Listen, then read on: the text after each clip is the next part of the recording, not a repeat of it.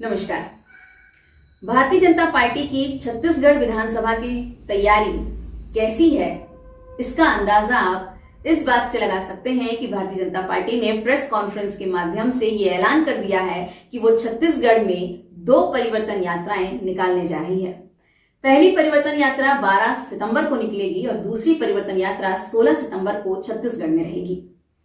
पहली परिवर्तन यात्रा बीजेपी बस्तर से प्रारंभ करके बिलासपुर में इसका समापन करेगी और इन 12 दिनों की इस परिवर्तन यात्रा में बीजेपी 1728 किलोमीटर की दूरी तय करेगी और इसके साथ ही 3 संभाग बस्तर, दुर्ग और रायपुर को कवर करेगी, जहां पे 44 विधानसभा सीट्स जो है उनको भी कवर किया जाएगा।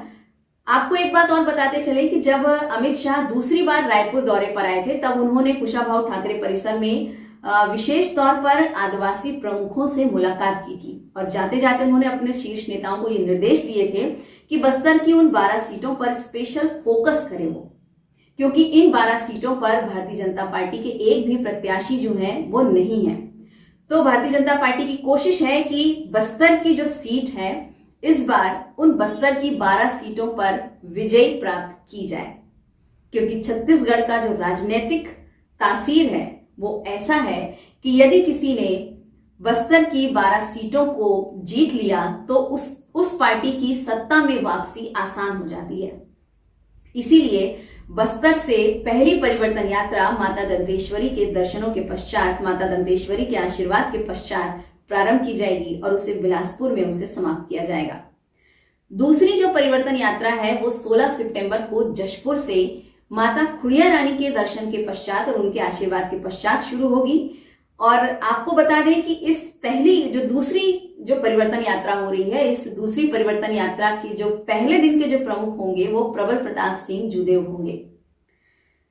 जशपुर में जूदेव परिवार का कितना दबदबा है, जूदेव परिवार का कितना असर है, जूदेव परिवार को लोग कितना मानते हैं, ये पूरे छत्तीसगढ़ में सभी को पता है। इसीलिए बीजेपी ने जो दूसरी परिवर्तन यात्रा की जो शुरुआत की है वो उसे जशपुर से चुना है। इस परिवर्तन यात्रा, ये जो दोनों परिवर्तन यात्रा निकलेगी, ये दोनों परिवर्तन यात्रा मोतीलाल साहू और रामविचार नेताम के नेतृत्व में निकलेगी। इस पूरे जो परिवर्तन यात्रा है, हर दिन अलग अलग प्रमुखों को इसकी जिम्मेदारी दी गई है। हर दिन अलग अलग प्रमुखों को ये जिम्मेदारी सौंपी गई है कि वो इस पदयात्रा का जो परिवर्तन यात्रा का है वो संचालन करें, उसकी पूरी तैयारी करें और उसका नेतृत्व करें। एक बात और बताते चले कि इस तरीके की परिवर्तन यात्राओं के माध्यम से भारतीय जनता पार्टी कहीं ना कहीं पूरे छत्तीसगढ़ में एक चुनावी माहौल बनाने में कामयाब जरूर होगी, क्योंकि 2003 में और 2 में भी इस तरीके का प्रयोग भारतीय जनता पार्टी एक बार कर चुकी है। भारतीय जनता पार्टी के ही लालकृष्ण आडवाणी ने भी जब अपनी रथ यात्रा निकाली थी तो पूरे भारत देश में रथ यात्रा के लिए माहौल बना था। और 2023 का जो चुनाव है वो काफी दिलचस्प है। लोगों को इस चुनाव के बारे में जानने की काफी उत्सुकता है, क्योंकि जहां भारतीय जनता पार्टी दोबारा सत्ता में आना चाहती है, वहीं कांग्रेस जो है अपने आप को फिर से सरकार बनाने के लिए लगी हुई है। ऐसे समय में जब भारतीय जनता पार्टी परिवर्तन यात्रा छत्तीसगढ़ में करेगी तो निश्चित तौर पर पूरे छत्तीसगढ़ में एक चुनावी माहौल तैयार होगा, एक बहुत अच्छा माहौल तैयार होगा जिसका फायदा भारतीय जनता पार्टी को निश्चित तौर पर मिलेगा, क्योंकि जब जब पार्टी ने इस तरीके का प्रयोग किया है तब तब उसका परिणाम सकारात्मक ही भारतीय जनता पार्टी को मिला है। और इस पूरी परिवर्तन यात्रा के समय जो केंद्रीय शीर्ष नेतृत्व के जो मंत्री हैं वो भी उपस्थित रहेंगे और इस दोनों पदयात्रा का जो समापन है वो बिलासपुर में 28 सितंबर को होगा।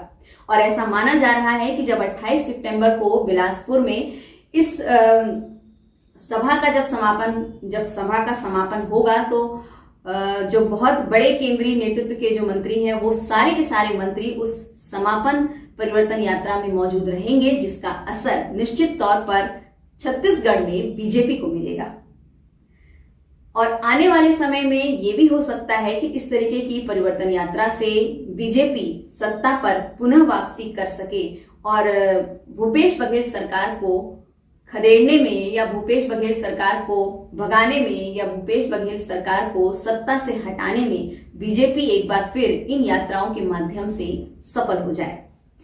ये सब हमें देखने को मिलेगा जब विधानसभा चुनाव के परिणाम आएंगे। नमस्कार।